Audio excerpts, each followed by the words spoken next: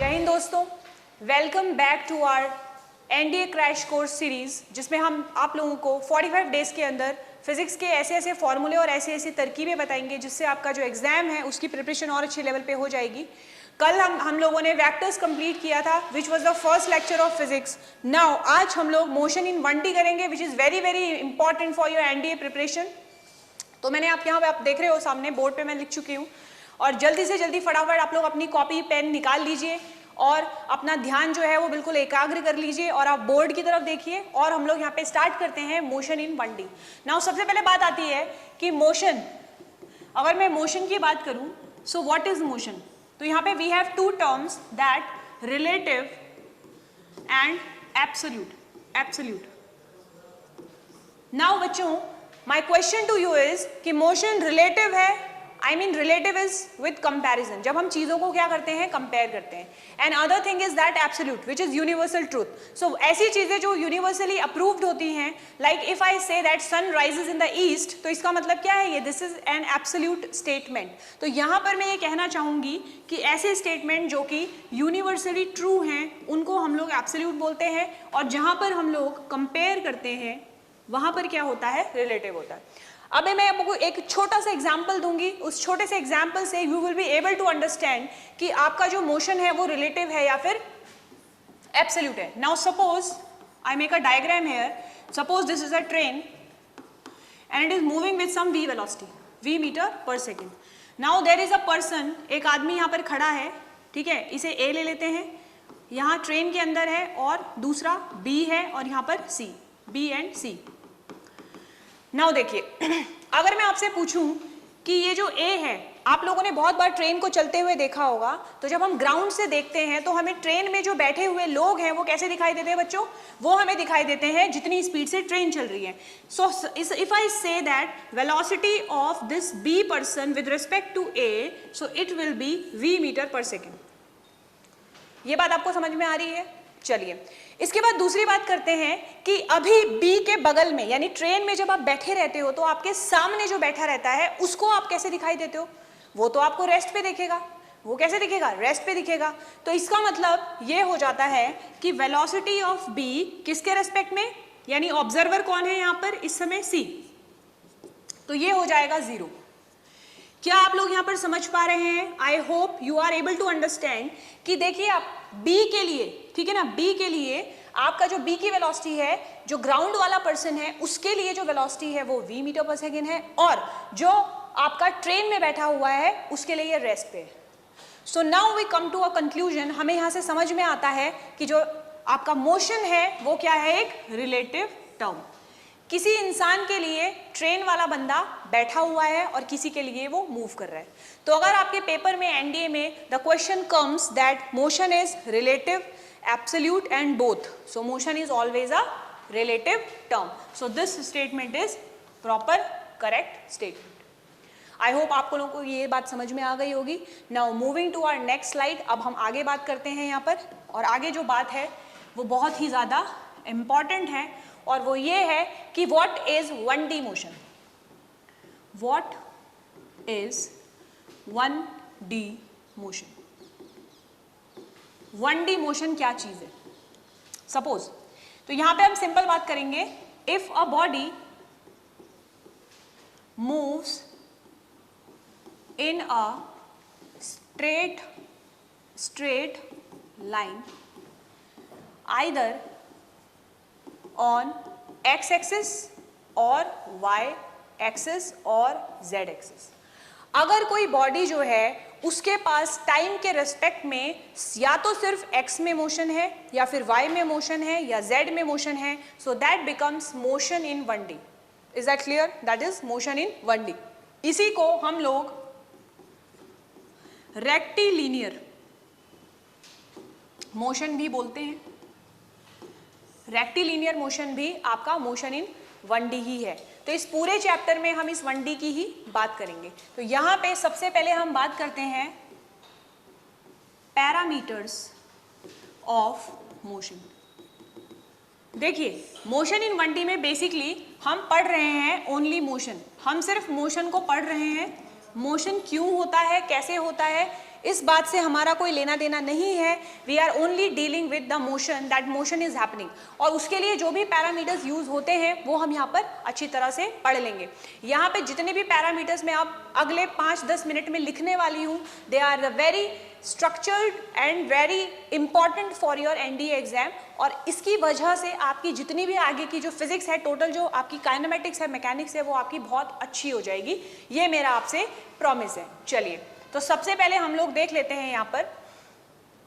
अगर मैं देखूं यहाँ पर, सबसे पहला है हमारा फ्रेम, और you can say frame of reference, frame of reference. And second is your observer. देखिए ऑब्जर्वर क्या होगा, ऑब्जर्वर कोई भी हो, anybody which is seeing the motion, which is watching the motion. कोई भी इंसान, आप, मैं, कोई भी ऑब्जर्वर कोई भी इंसान होगा जो कि क्या देख रहा है, आपका मोशन को फील कर रहा है, मोशन को महसूस कर रहा है, दैट इज ऑब्जर्वर. यानी anyone, any person, he will be the observer. और सेकेंड चीज है आपका frame of reference. Frame of reference बच्चों बहुत ही ज्यादा इंपॉर्टेंट है. जैसे अभी हमने पिछले एग्जाम्पल में किया था कि कोई इंसान ट्रेन में बैठा हुआ है और कोई इंसान कहाँ बैठा हुआ है, आपका ग्राउंड पे बैठा हुआ है. जो ग्राउंड वाला इंसान है वो किस फ्रेम में है, ग्राउंड फ्रेम में. और जो ट्रेन वाला इंसान है वो कौन से फ्रेम में है, ट्रेन फ्रेम में. यानी अलग अलग फ्रेमों में रहने से हमें अलग अलग मोशन दिखाई देता है. ये बात सही है. यानी अगर आपसे ये कह दिया जाए कि किसी भी बॉडी का आपका फ्रेम ऑफ रेफरेंस चेंज कर दिया जाए तो क्या मोशन के पैरामीटर्स पे फर्क पड़ेगा, बिल्कुल फर्क पड़ेगा, 100% फर्क पड़ेगा. ठीक है ना. तो यहाँ पे फ्रेम ऑफ रेफरेंस क्या है, वो जगह, मैं हिंदी में लिख देती हूँ, है ना. हिंदी हमारी मातृभाषा है और हिंदी आप लोगों को अच्छे से समझ में भी आती होगी. इंग्लिश बोलने वाले प्लीज ऑफेंड ना हो. तो यहाँ पे देख लीजिए, वो जगह जहाँ बैठकर मोशन देखा जाता है, मोशन देखा जाता है. जैसे आप मूवी हॉल में क्या करते हैं, मूवी देखते हैं, वैसे ही आप क्या, जो आपका ऑब्जर्वर है वो क्या करता है, आपका मोशन को देखता है किसी पर्टिकुलर फ्रेम ऑफ रेफरेंस में. सो आई होप आपको ये समझ में आ गया होगा. नेक्स्ट चलते हैं हमारा very very important, and that is distance. Then fourth is your displacement. Then next है, अगर नेक्स्ट इसको करें, velocity, then speed.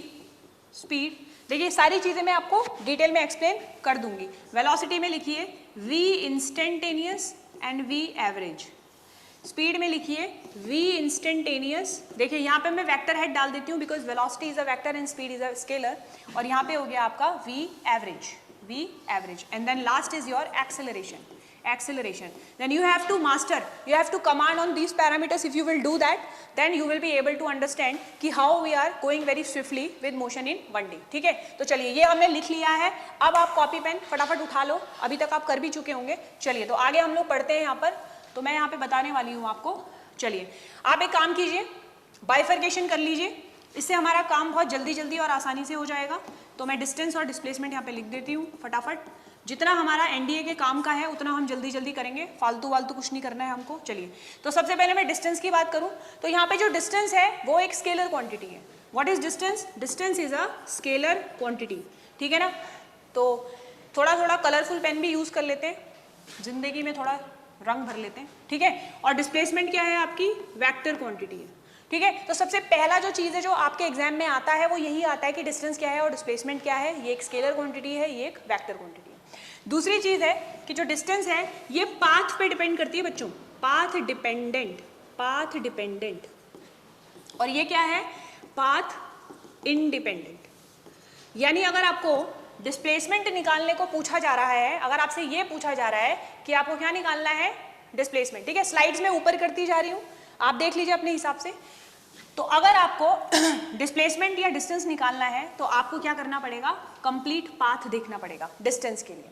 Suppose example ले लेते हैं, हम यहाँ ए से कहाँ गए, देखिए यहाँ बी पे पहुंचे और ये सारे क्या है point, D D D D D D D.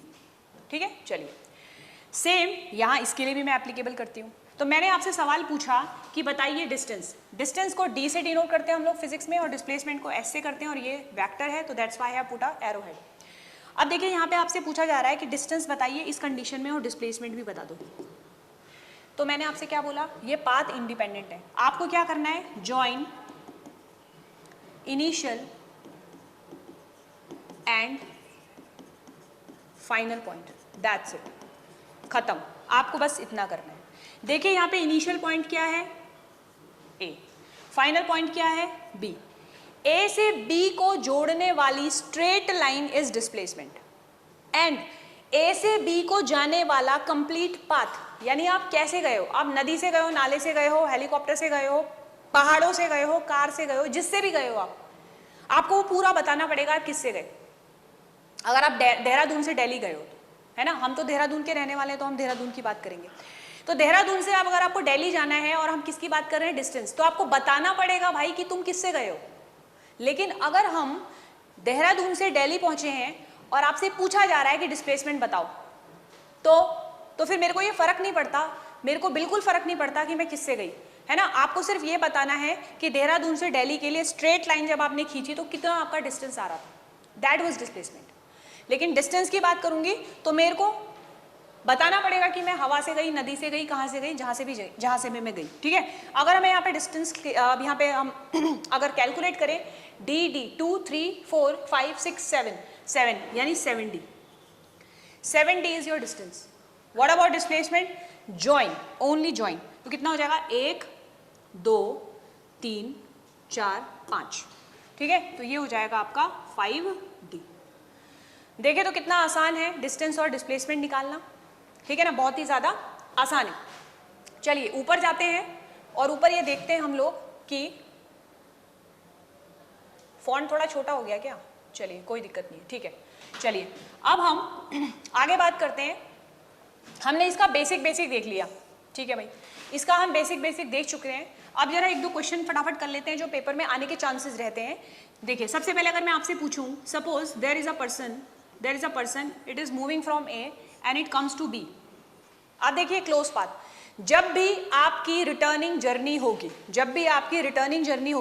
यानी आप देहरादून गए, देहरादून में थे, देहरादून से आप दिल्ली गए और फिर दिल्ली से वापस देहरादून आ गए। अब आपसे पूछा जा रहा है कि आपका डिस्टेंस कितना ट्रैवल किया आपने और डिस्प्लेसमेंट कितना है, तो फटाफट लिख लीजिए। डिस्टेंस कितना हो जाएगा, तो मैं बार बार कह चुकी हूँ, टोटल पाथ की लेंथ, तो कितना हो जाएगा 2D। डिस्प्लेसमेंट की बात करें तो इनिशियल पॉइंट भी यही है, फाइनल पॉइंट भी यही है, तो कितना हो जाएगा आपका 0, ठीक है। अगेन सेकंड क्वेश्चन, अगर मैं आपसे बोलूं ए पे थे और वापस ए पे आ गए, चलिए इसके लिए सारे निकाल लेते हैं हम, A B C and D. आपको बताना है डिस्प्लेसमेंट ए से बी, ए से सी, ए से डी, ए से ए, ए से बी, ए से सी, ए से डी, ए से ए। आपको क्या बताना है, डिस्प्लेसमेंट बताना है। चलिए फटाफट बताइए डिस्प्लेसमेंट कितना होगा। तो यहाँ पे देखिए ए से बी की मैं अगर बात करूँ, ए से B, suppose the radius is R, तो ये भी आर हो जाएगा। सो ए से बी जरा जाओ, स्ट्रेट लाइन खींचो आप, तो क्या लगाओगे, पाइथागोरस, तो ये हो जाएगा r√2। होगा नहीं होगा बताओ, होगा ही नहीं होगा, बिल्कुल होगा।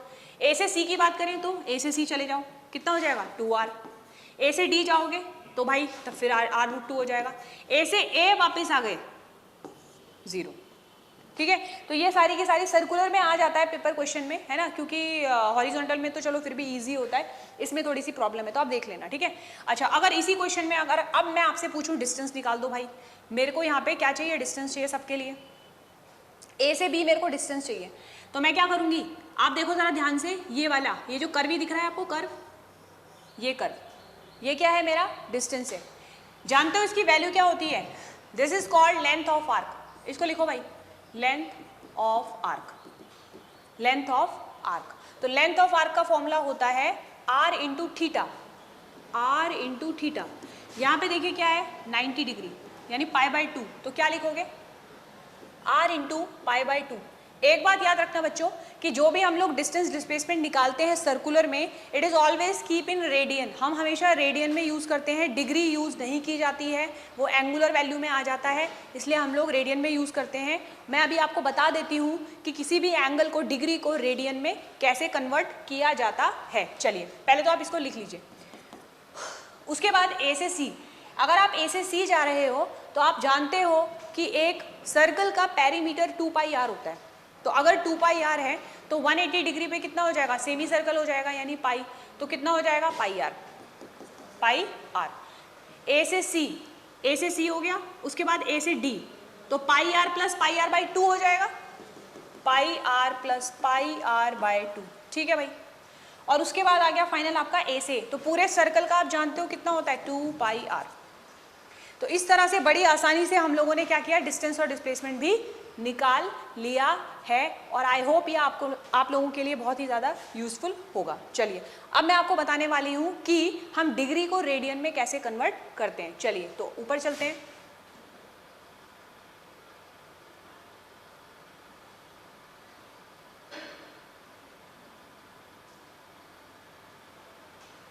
चलिए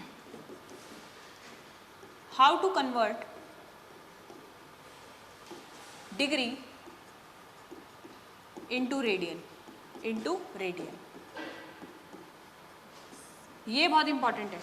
चले हम लिख भी लेते हैं यहाँ पे 30 degree, 60 degree, 45 degree, 90 degree, 180 degree, 270 degree, 360 degree, ठीक है ना। ये कुछ हैं जो आपके थोड़े से काम आ जाएंगे, ठीक है। 30 डिग्री, तो क्या करना है आपको, डिग्री को अगर रेडियन में कन्वर्ट करना है, रेडियन में क्या करना है, पाई बाय 180 इंटू थीटा कर दो, खत्म। कैसे देखिए 30 डिग्री को कैसे लिखेंगे, ठीक है। If you will solve you will find pi by 6, pi by 6। 60 degree हो जाएगा पाई बाय 3, 45 होगा पाई बाय 4, 90 डिग्री होगा pi by 2, this is pi, this is 3 pi by 2, this is 2 पाई। तो मैंने आपको सारे एंगल बता दिए, ठीक है। आपने मैथ्स में भी पढ़ा ही होगा, बेसिक मैथ्स में पढ़ते ही होंगे आप, लेकिन यहाँ पे भी अगर आप कर लोगे तो क्या ही जा रहा है, कुछ नहीं जा रहा है ना।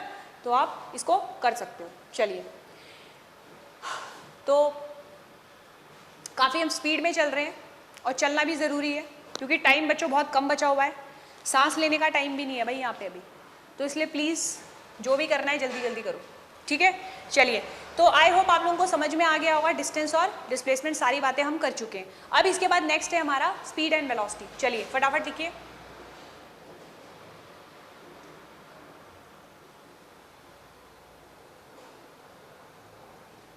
स्पीड एंड वेलोसिटी की बात करते हैं।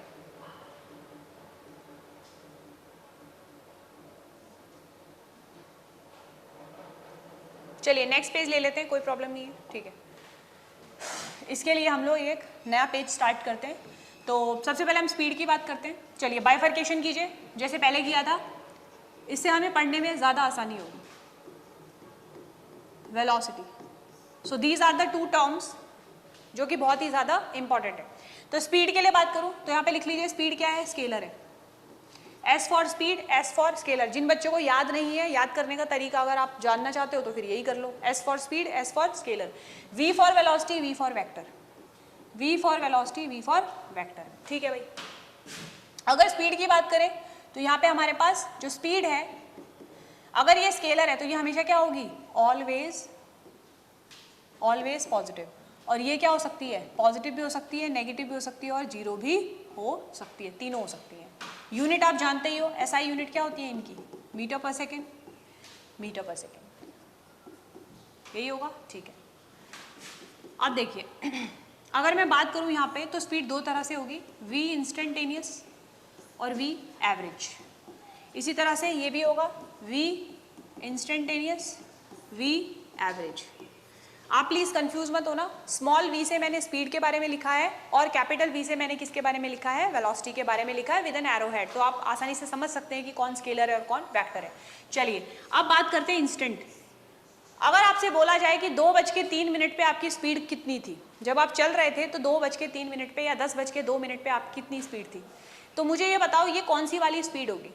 अगर मैं आपसे ये सवाल पूछूं कि जो स्पीडोमीटर होता है, सबके पास बाइक, गाड़ी वाड़ी सब कुछ होगा, हर गाड़ी में या हर बाइक में आगे जो होता है वो स्पीडोमीटर होता है, जिसे हम क्या बोलते हैं, स्पीडोमीटर। ये कौन सी वाली स्पीड बताता है? अगर मान लो आपके पेपर में क्वेश्चन आ गया कि स्पीडोमीटर किस तरह की स्पीड बताता है, एवरेज, इंस्टेंटेनियस क्या बताता है, आरएमएस कैसी बताता है, पीक वैल्यू बताता है, क्या बताता है, तो याद रखना कि जो स्पीडोमीटर होता है वो इंस्टेंटेनियस स्पीड को शो करता है। आपकी कौन सी स्पीड है उस समय वो आपकी शो करता है, at any instant, at any instant.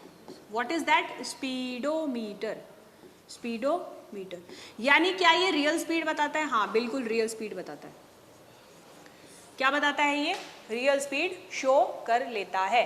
अब बात करते हैं कि इंस्टेंटेनियस स्पीड निकालोगे कैसे भाई? अगर आपके पास मोशन की इक्वेशन है तो आप उसमें इंस्टेंटेनियस स्पीड निकालोगे कैसे? इसके लिए simple v instantaneous is equals to dx upon dt। भाई क्या चीज है ये, क्या बला है ये? आप ये जो देख रहे हो ना, दिस इज डिफरेंशिएशन। डिफरेंशिएशन आपने मैथ्स में पढ़ा होगा, ठीक है, कि डिफरेंशिएशन यूज किया जाता है जहां बहुत ही स्मॉल चेंजेस हो रहे हैं किसी मोशन में, स्मॉल चेंजेस।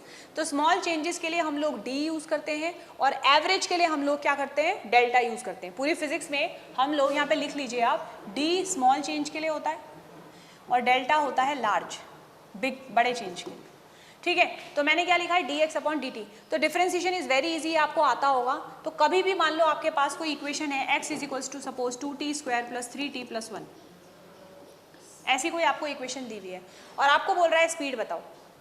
तो पहली बात आपने बचपन में तो पढ़ाई है, स्पीड क्या होता है, डिस्टेंस अपॉन टाइम। तो यहीं से आया है आपका dx अपॉन टाइम, dx। बाकी मैं ग्राफ में भी आपको समझा दूंगी, एक साथ हम ग्राफ ले लेंगे। फिलहाल हम ग्राफ अभी नहीं कर रहे हैं, पहले हम इसकी थ्योरी पढ़ लेते हैं। तो v इंस्टेंटेनियस हो गया आपका dx अपॉन dt। आपको ये ध्यान रखना है बहुत अच्छे से कि अगर, अब आप बोलोगे मैम हमें क्वेश्चन में कैसे पता चलेगा भाई कि इंस्टेंटेनियस निकालना है या एवरेज निकालना है? तो इसके लिए एक तरीका है और वो आप यहाँ पे लिख लो, एट।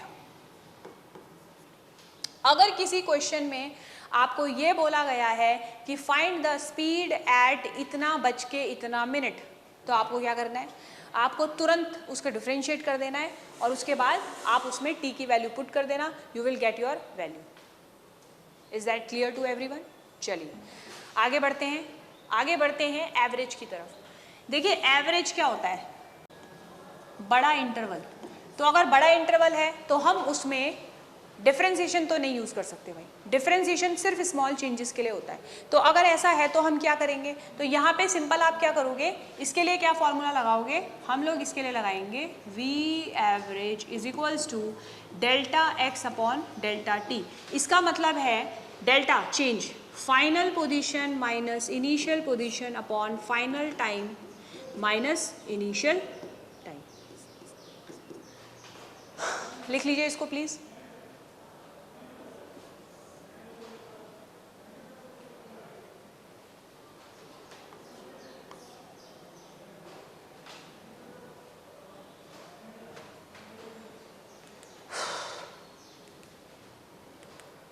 ठीक है, चलिए आगे बढ़ते हैं। अगर आपसे अब वेलोसिटी के बारे में पूछ रहा है, तो इंस्टेंटेनियस वेलोसिटी ये क्या था, average speed, total distance.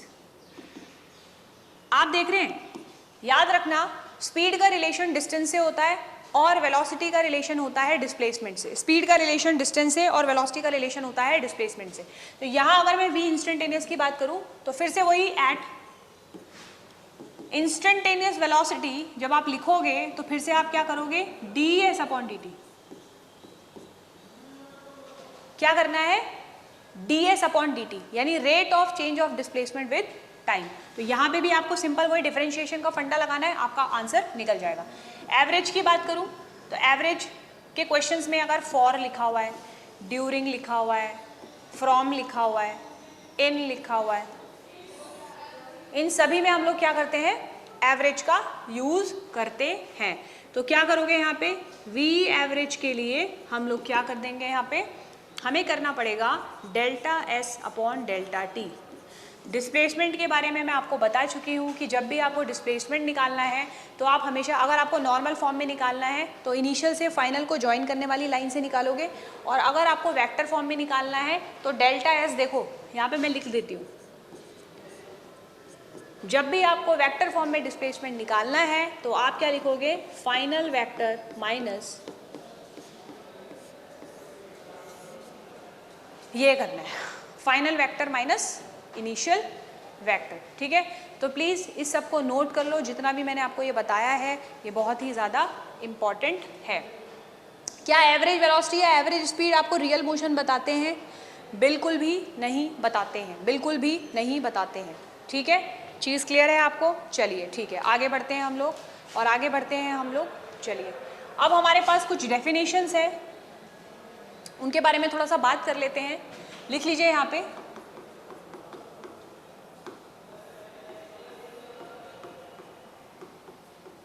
Uniform motion and non uniform motion. देखिए यूनिफॉर्म मोशन में भी हमारे पास, अगर मैं यूनिफॉर्म मोशन की बात करूं तो मैं लिखूंगी यूनिफॉर्म वेलोसिटी और यूनिफॉर्म स्पीड, ठीक है। नॉन यूनिफॉर्म मोशन की बात करेंगे तो यहां पे आएगा uniform acceleration and non uniform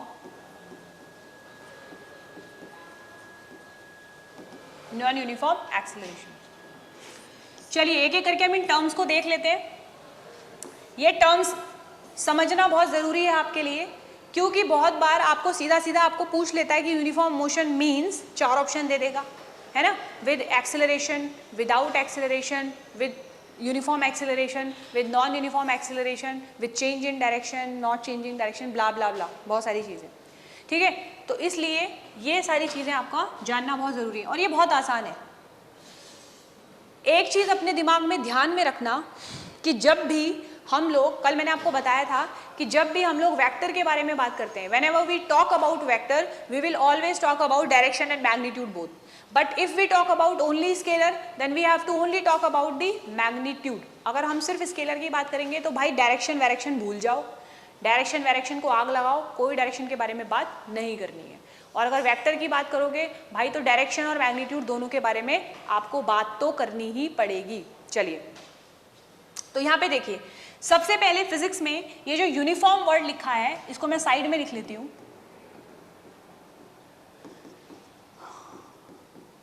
अगर कोई चीज यूनिफॉर्म है उसका मतलब ये है कि वो चीज कांस्टेंट है। अगर कोई चीज यूनिफॉर्म है तो उसका मतलब है कि वो चीज कांस्टेंट है, यानी उसमें कोई परिवर्तन नहीं आने वाला है, उसमें कोई चेंज नहीं आने वाला है। उसी को क्या बोलते हैं हम लोग, उसी तरह के मोशन को हम लोग क्या बोलते हैं, यूनिफॉर्म मोशन बोल सकते हैं। चलिए अब यहाँ पे देख लेते हैं हम लोग यूनिफॉर्म वेलोसिटी।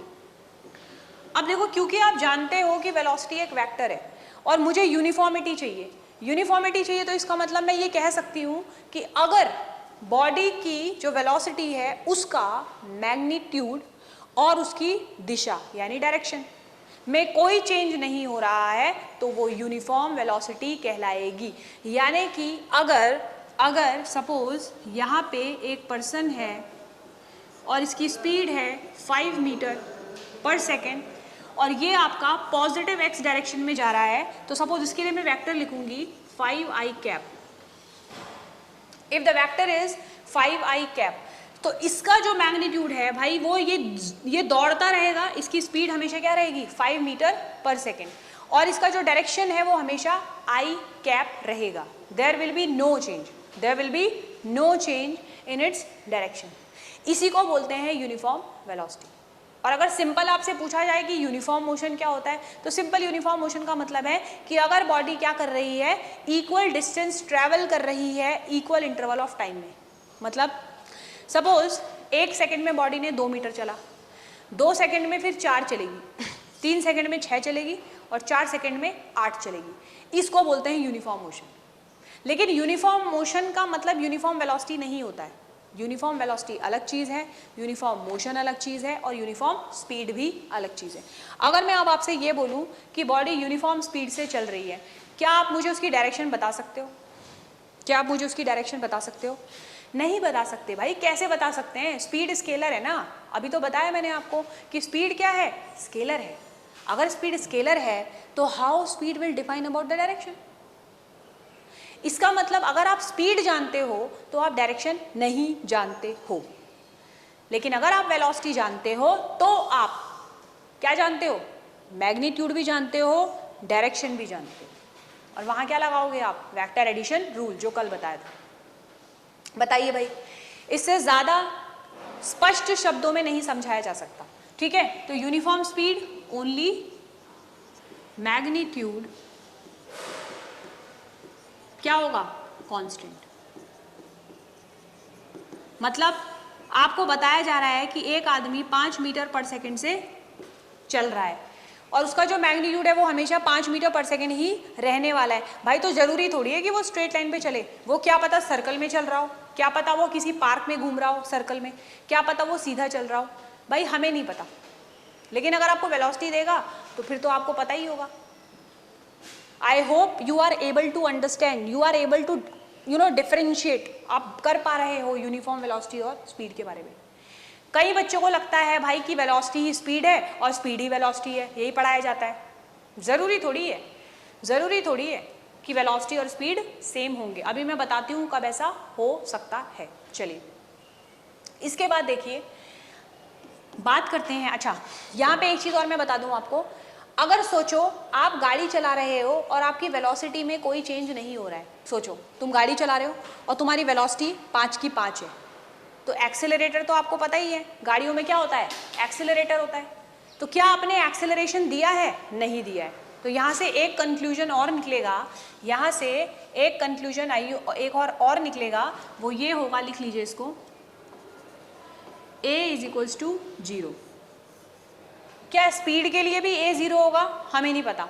मैंने आपको बोला ना कि वेक्टर क्वांटिटी का रिलेशन वेक्टर से होगा और स्केलर क्वांटिटी का रिलेशन किससे होगा, आपका स्केलर से होगा। तो मुझे एक्सेलरेशन के बारे में वेलोसिटी से पता चल रहा है, स्पीड से नहीं पता चलेगा। तो यहाँ पर एक और कंडीशन है कि यूनिफॉर्म वेलोसिटी अगर होगी तो बॉडी में एक्सेलरेशन 0 होगा।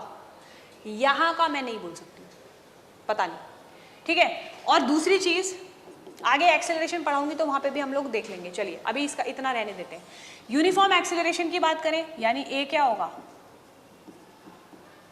कांस्टेंट। ए क्या होगा, कांस्टेंट। और एक्सेलरेशन जब आप देते हो तो क्या चेंज होता है, मुझे ये बताओ। जब हम गाड़ियों में एक्सेलरेटर देते हैं तो क्या बदलता है, तो बदलता है हमारा वेलोसिटी, वेलोसिटी बदलती है। तो इसका मतलब अगर यूनिफॉर्म एक्सेलरेशन है, ठीक है ना, यूनिफॉर्म एक्सेलरेशन, इसकी यूनिट पहले लिख लो आप। अगर बॉडी के पास यूनिफॉर्म एक्सेलरेशन है तो इसका मतलब ये हुआ कि अगर ये आदमी 2 मीटर पर सेकेंड स्क्वायर के एक्सेलरेशन से चल रहा है तो हमेशा इसका acceleration 2 metre per second square ही रहेगा, उसमें कोई परिवर्तन नहीं आने वाला है, वो हमेशा क्या रहेगा, 2 ही रहेगा और वो 2 से ही स्पीड को बदलता रहेगा। भाई आपका जो एक्सेलरेशन है उसका मतलब क्या है, वेलोसिटी का चेंज होना।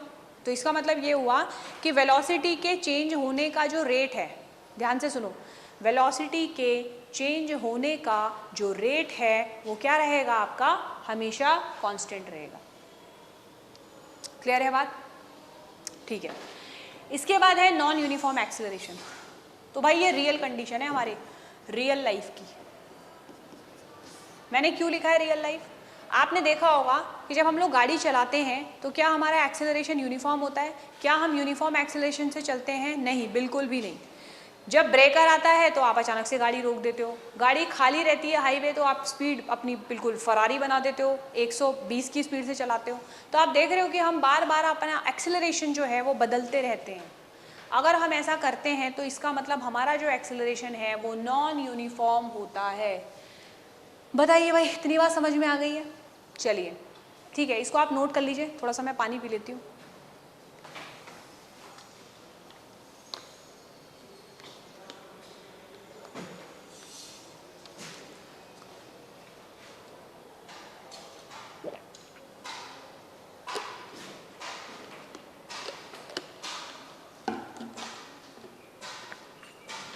चलिए, तो नॉन यूनिफॉर्म एक्सेलरेशन आपने समझ लिया, यूनिफॉर्म समझ लिया, यूनिफॉर्म वेलोसिटी समझ ली, यूनिफॉर्म स्पीड समझ लिया, सब कुछ आपने समझ लिया है। तो प्लीज अब हम नेक्स्ट आगे बढ़ते हैं।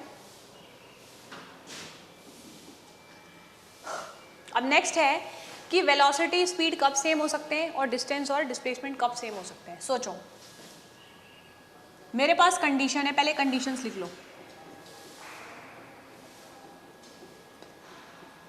ये सवाल भी हो सकता है।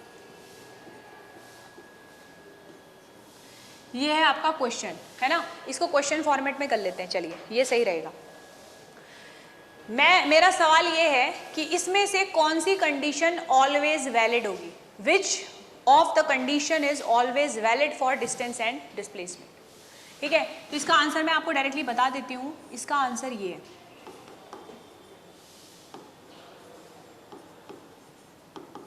ये ऑलवेज वैलिड है। ये कब होगा? क्या डिस्टेंस और डिस्प्लेसमेंट बराबर भी होते हैं? हाँ, हो सकते हैं। सोचो, अगर बॉडी सिर्फ स्ट्रेट लाइन पे चल रही है, सपोज ये एक बॉडी है, ये यहां से यहां चला, बताइए इसका डिस्टेंस कितना है? d। इसका डिस्प्लेसमेंट कितना है? d है। ठीक है ना, इसका डिस्टेंस और डिस्प्लेसमेंट क्या है? दोनों बराबर है। तो ध्यान रखना इस बात को कि अगर बॉडी स्ट्रेट लाइन में चल रही है तो डिस्टेंस और डिस्प्लेसमेंट दोनों क्या होंगे? आपके बराबर हो जाएंगे। ठीक है, ये वाली कंडीशन कब होगी? स्ट्रेट लाइन को छोड़ के जो भी कंडीशन होंगी उन सब में डिस्टेंस हमेशा क्या होगा? ज्यादा ही होगा। यानी अगर सर्कुलर में भी चल रहा है, सर्कुलर, तब भी क्या होगा? सही होगा। ये कब होगा? कभी नहीं। क्या कभी ऐसा हो सकता है? क्योंकि डिस्प्लेसमेंट की डेफिनेशन ही शॉर्टेस्ट पाथ है। डिस्प्लेसमेंट की डेफिनेशन ही क्या है बच्चों? शॉर्टेस्ट पाथ है। तो अगर डिस्प्लेसमेंट शॉर्टेस्ट पाथ पर हो रहा है तो how displacement will be more than distance? वो हमेशा क्या होगा? आपका कमी होगा। ठीक है, तो इसलिए ये वाली कंडीशन आपकी कभी फॉलो नहीं करेगी। बाकी जो लास्ट वाली कंडीशन है वो आपकी ऑलवेज वैलिड है।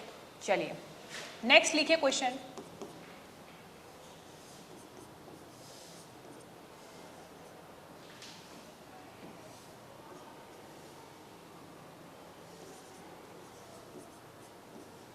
बताइए ये कब होगा?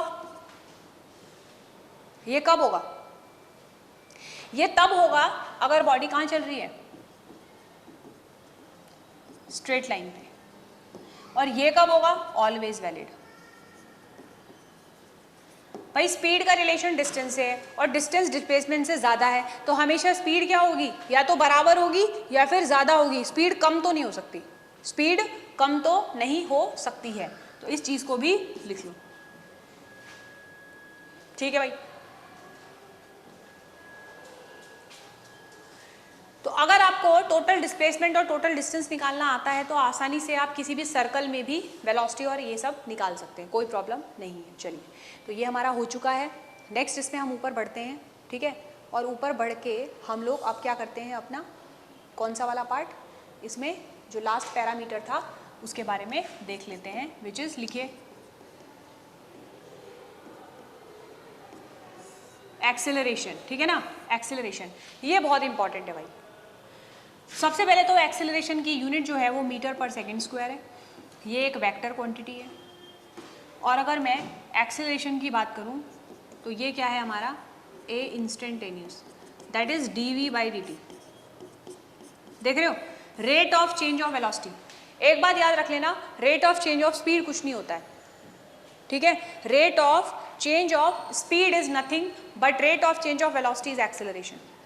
ठीक है, तो ये कंफ्यूजन मत होना कि ma'am rate of change of speed जो है वो भी तो एक्सेलरेशन है। नहीं, टेक्निकली वो गलत है, वैसे वो सही है पर टेक्निकली क्या है? वो रॉन्ग है। तो आप ये नहीं बोल सकते हो। यहाँ पे मैं लिख लेती हूँ, a is not equals to dv/dt। एक बात बता दूँ आपको कि अगर मैं वेलोसिटी लिखती हूँ तो मैं ऐसे लिखती हूँ, अगर मैं इसको मॉड में डाल देती हूँ तो ये स्पीड ही बन जाता है। मतलब velocity is magnitude of speed, speed का मैग्नीट्यूड वेलोसिटी है, पर हर जगह नहीं होगा। जो कि मैंने आपको बताया था कि अगर बॉडी स्ट्रेट लाइन में चल रही है तो वेलोसिटी का मैग्नीट्यूड ही स्पीड होगा, लेकिन हर जगह नहीं होगा। अगर आप सर्कल में चल रहे हो तो फिर अलग अलग होगा। ठीक है, तो ये यहाँ पे लिख लो, ये क्या है? Rate of change of speed, rate of change of speed. ठीक है भाई, और क्या क्या फॉर्मूले हैं? देखो ये फॉर्मूले तो सब जानते हैं। कुछ ऐसे फॉर्मूले हैं जैसे आप लिखो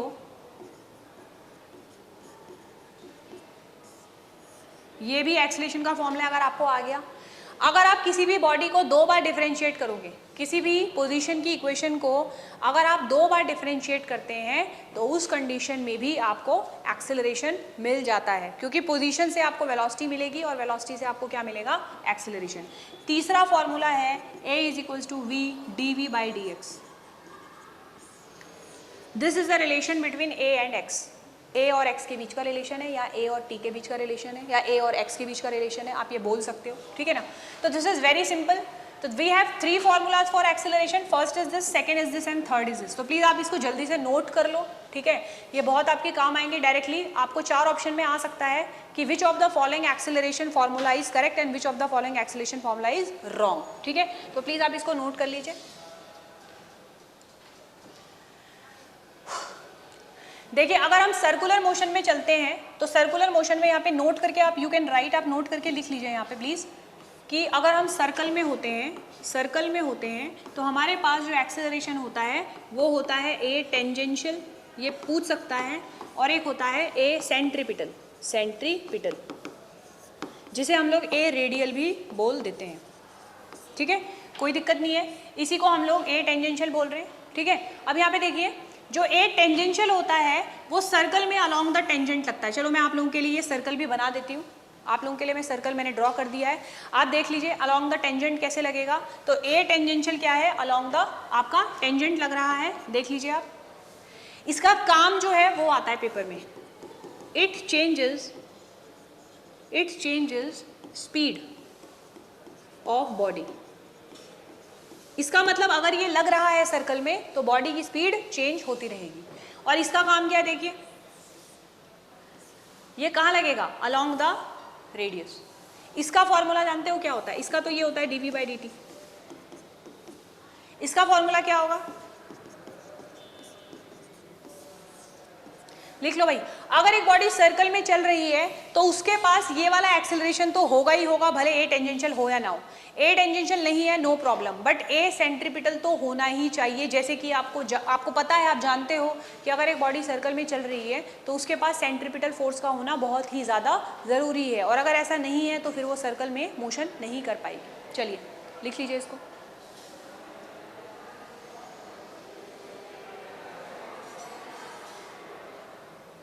ठीक है, तो ये बातें आपको क्लियर हो चुकी होंगी।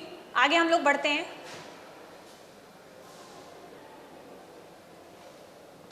और आगे हमें क्या देखना है, यहाँ पर कुछ हम लोग ग्राफ देख लेते हैं जो कि हमारे काम के हैं ग्राफ, ठीक है।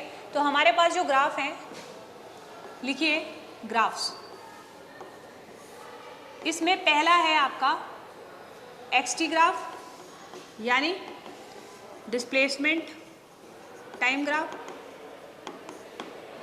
दूसरा है distance time graph, dt graph. तीसरा है वेलोसिटी टाइम, इसके ऊपर स्टार मार्क कर लीजिए प्लीज, ये बहुत इंपॉर्टेंट है, इसी से ही एनडीए में क्वेश्चन फंसेगा। वेलोसिटी टाइम ग्राफ से ही एनडीए में क्वेश्चन फंसेगा, ठीक है ना, मैं बता रही हूं आप लोगों को।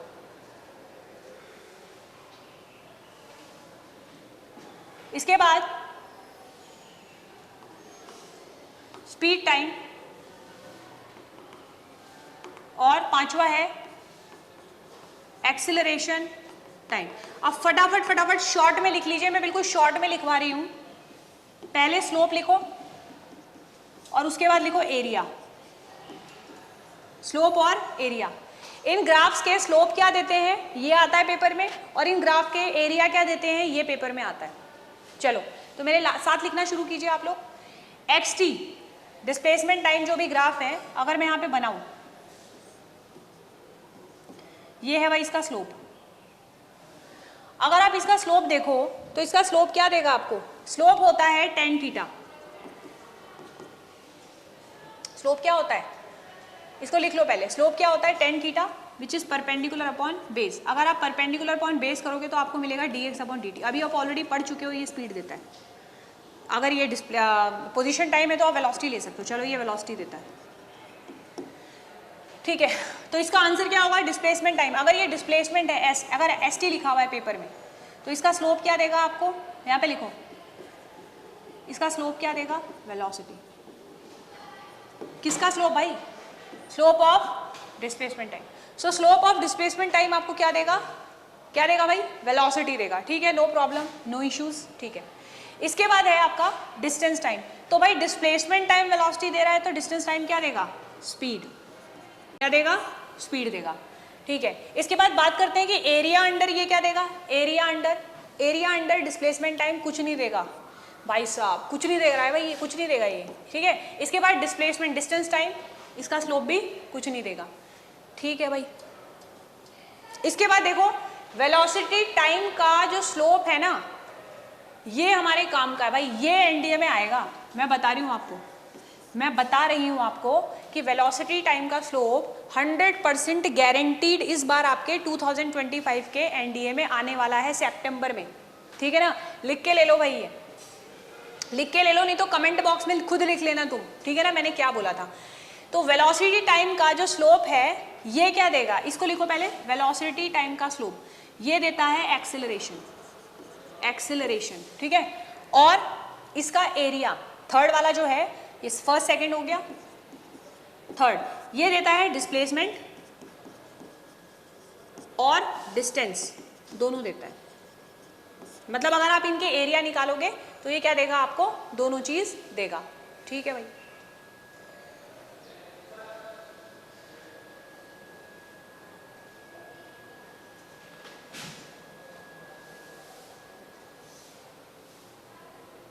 चलिए,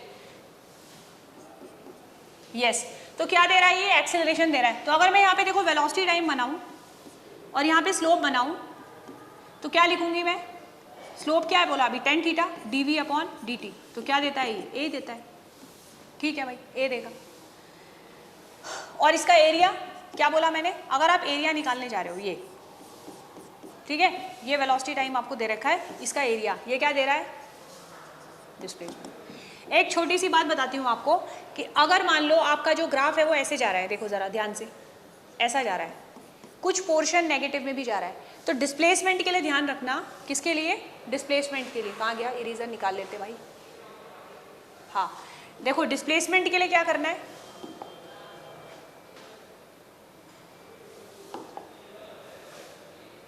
ठीक है, चलिए, तो डिस्प्लेसमेंट के लिए क्या करोगे आप, अबे क्या है भाई ये, डिस्प्लेसमेंट के लिए क्या करोगे, ये जो पॉजिटिव हाफ है इससे माइनस कर देना नेगेटिव हाफ को, किसके लिए, डिस्प्लेसमेंट के लिए, और डिस्टेंस के लिए क्या करना है, टोटल ऐड कर देना। बस इतनी सी ट्रिक है, छोटी सी बात है ये, इसको नोट कर लो। इसके बाद लास्ट आता है आपका स्पीड टाइम। स्पीड टाइम का स्लोप क्या देगा भाई, स्पीड टाइम का स्लोप क्या देगा, स्पीड टाइम का स्लोप कुछ नहीं देता है। एक्सीलरेशन टाइम, एक्सीलरेशन टाइम बनाओगे तो मान लो ये बनाया आपने, तो यहाँ पे एरिया अंडर 80, एक्सीलरेशन टाइम का जो एरिया है यानी सेकेंड हाफ में जो लिखो, मैं यहाँ पे लिख लेती हूँ, आप लिख लो इसको, ये क्या देगा, डेल्टा वी। इसको अलग से लिखो यार, ये इंपॉर्टेंट है बहुत ज़्यादा, चलो इसको अलग से लिखो।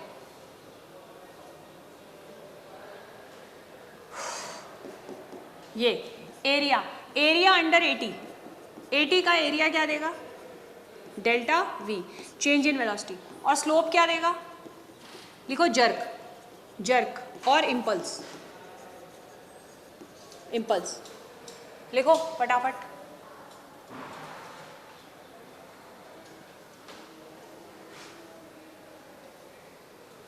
हो गया, डन